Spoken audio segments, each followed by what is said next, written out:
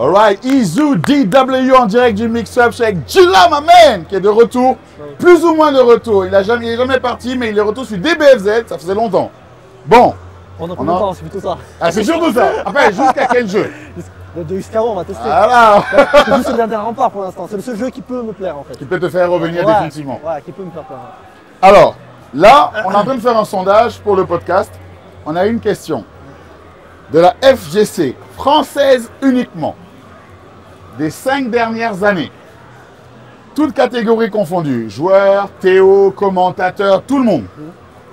Qui est le GOAT? Je dois en choisir qu'un seul. Exactement. C'est dur. C'est dur. En fait, ça se tape entre les Théo et joueurs. Alors joueurs, je te dirais Wawa comme ça. Après, il se tape avec Kane. Parce que forcément, je les ai fréquentés pendant ces 5 dernières années.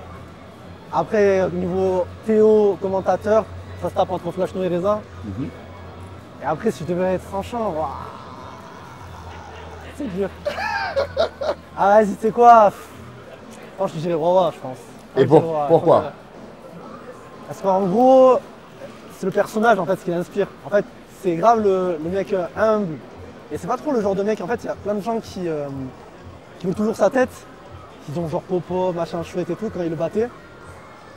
Et lui, à chaque fois, il s'est jamais vengé, tu vois. Dans le sens que quand il gagnait par-dessus, jamais il popofait, tu vois. Genre à l'Evo, par exemple, il n'y a pas Popov ni quoi que ce soit, alors qu'il a gagné l'Evo, tu vois, le mec. Et moi, ça me faisait rire, tu vois. Je me dis, pourquoi tu popov pas, gros? T'as gagné l'Evo, t'es le champion du monde. T'as gagné le World Tour plus l'Evo à côté, tu vois. Puis au fil des années, il a évolué en termes de caractère, sur le côté un peu personnel et professionnel, tu vois. C'est-à-dire qu'il s'est un peu plus ouvert, enfin, je l'ai vu évoluer, tu vois.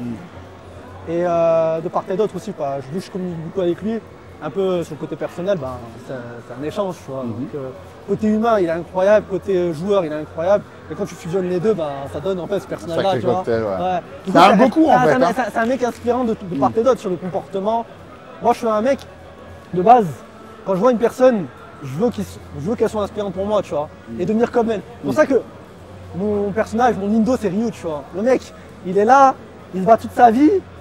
Il a un point noir en lui qui est le Sasuno Ado, tu vois, et il se bat contre cette colère, tu vois, depuis longtemps. Et là, bon, maintenant, il est arrivé sur Street 6 en mode apaisé, tu vois, il a réussi à canaliser.